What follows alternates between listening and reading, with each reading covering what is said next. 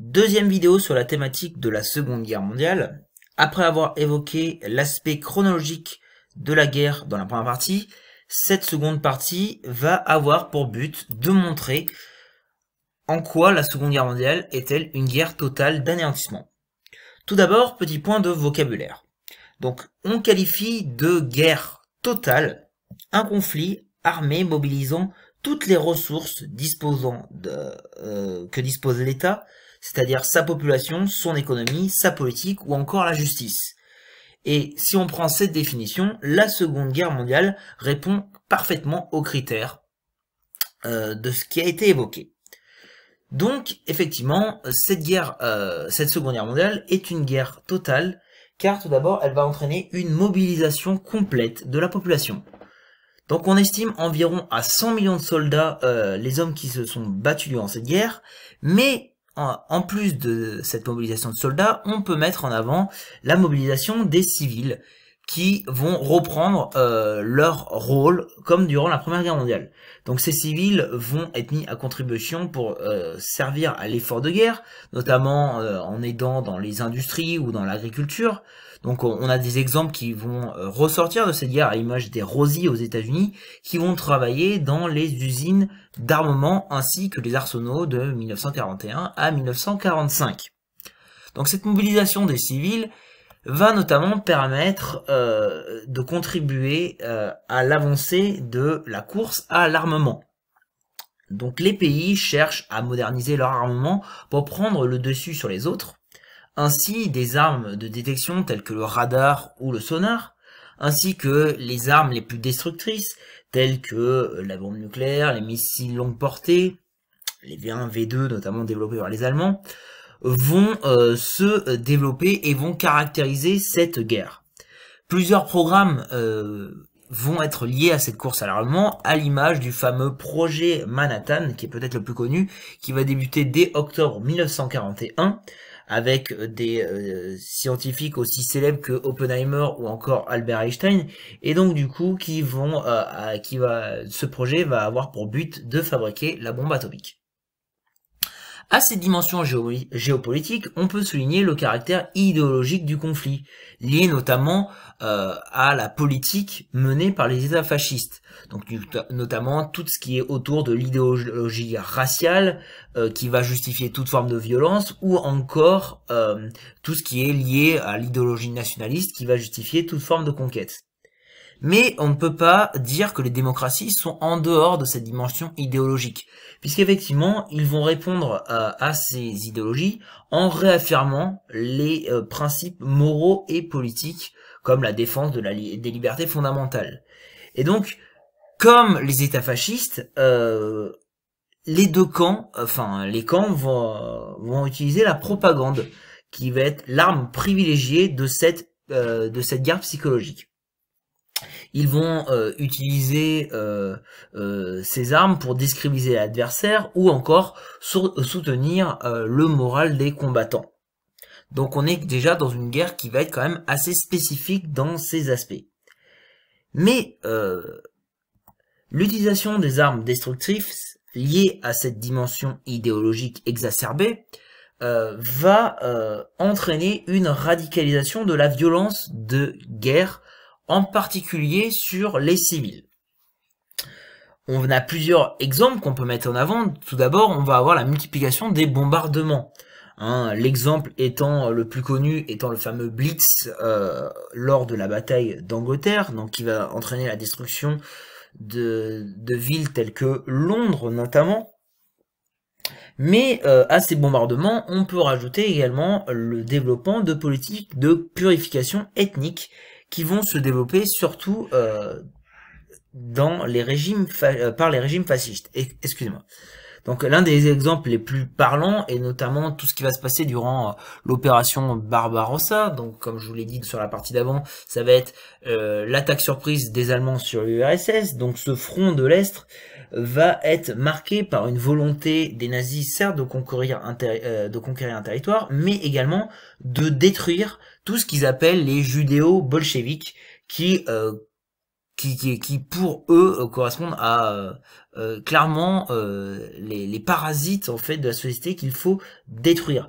Donc très clairement dans les discours des différents généraux, notamment là vous avez le document 1 qui l'évoque, on va notamment mettre en avant certes la guerre, certes le pillage du pays, mais également on met en avant le fait qu'il ne va falloir faire témoigner d'aucune humanité envers les différentes populations.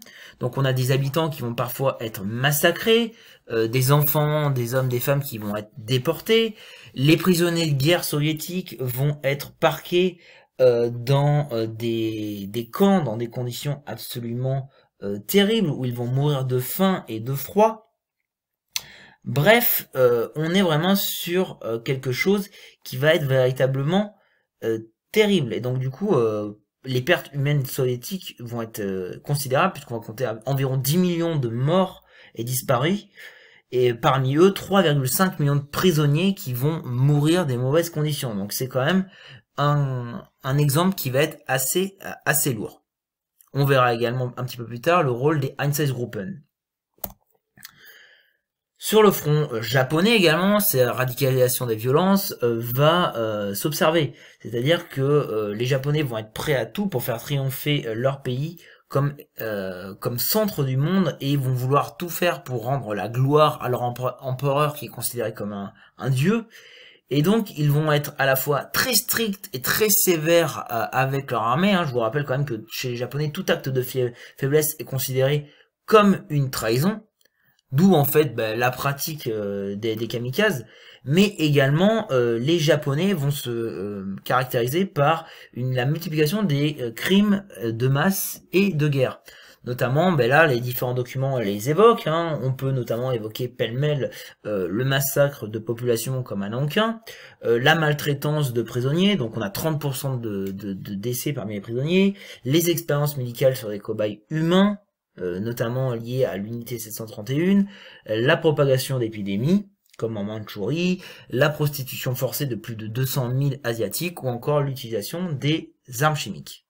Cependant, à toutes ces formes de violence de masse, il y en a une qui va malheureusement ressortir dans l'histoire, ce sont tout ce qui va être en lien avec l'organisation des génocides menés par les nazis. Donc les génocides vont naître avec l'idée de purification de la race comme étant le fondement de l'idéologie nazie. Donc cela va déboucher notamment à une politique de répression très tôt sur certaines communautés comme les tziganes ou les juifs qui sont considérés comme inférieurs et risquant de contaminer la race aryenne. Ainsi, dès 1933, ces différentes communautés sont envoyées dans des camps de concentration, c'est-à-dire des lieux fermés et surveillés où les détenus sont soumis à des travaux forcés, à l'image de Dachau ou Buchenwald.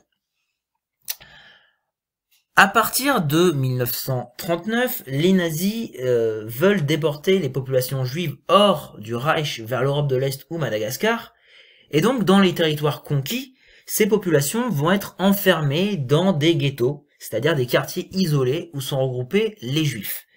Donc l'un des ghettos les plus connus est celui de Varsovie, où véritablement 130 000 juifs vont être emprisonnés. Donc ces juifs qui vont être entassés, à peine nourris, et donc la mortalité va être très élevée, notamment du fait de la famine et de la maladie. Puis, à partir de juin 1941, avec notamment l'opération Barbarossa, vous allez avoir l'augmentation de la violence, notamment avec les massacres directs et systématiques liés à l'action de ceux que l'on appelle les Einsatzgruppen, ou encore appelés les commandants de la mort. Donc du coup, ce sont des SS radicalisés qui, grâce à l'aide, d'auxiliaires locaux, vont réunir des familles entières et les fusiller dans des fosses. Et pour beaucoup, cette action des Einsatzgruppen va être à l'origine de ce qu'on appellera plus tard la Shoah, c'est-à-dire le génocide des Juifs. Cependant, l'état-major allemand considère ces exécutions trop coûteuses, inefficaces et éprouvantes pour les soldats.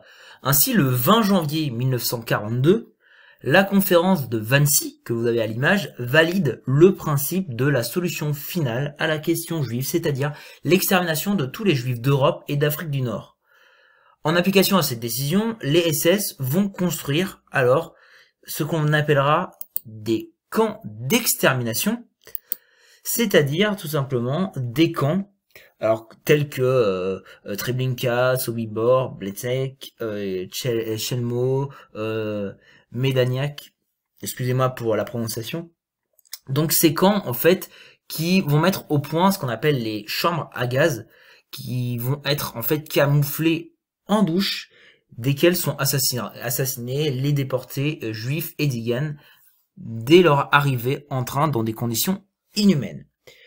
Il faut savoir que tous les juifs ne sont pas d'ailleurs exécutés directement. On a les Sonderkommando qui vont être maintenus en vie afin de récupérer les biens des défunts et les brûler, en fait les corps dans des fours crématoires. Donc forcément, quand on parle de camp d'extermination, le plus connu, le plus emblématique est sans doute Auschwitz-Birkenau. C'est le plus grand car c'était à la fois un camp de concentration et un camp d'extermination. En gros, ce camp recevait tous les juifs d'Europe. Et donc, dès leur arrivée, tous ceux qui étaient considérés comme inaptes au travail étaient conduits dans les chambres à gaz et tués. Pour tous les autres, ils étaient soumis en fait à des travaux forcés et malheureusement en fait les travaux étaient tellement compliqués que soit ils allaient mourir d'épuisement, soit de maladie, soit en fait du fait de leur incapacité à travailler, ils étaient gazés. Et fin 1942, on compte alors à Auschwitz-Birkenau 1 274 166 personnes tuées. Donc au final, cette Shoah a fait entre 5 et 6 millions de morts, soit environ 60% des juifs d'Europe, dont 3 millions seulement dans les camps d'extermination. Ce qu'il faut noter également, c'est que cette Shoah, c'est pas le seul génocide qu'on peut mettre en avant. Il y a également le génocide des Tziganes, qu'on appelait le Samudaripen.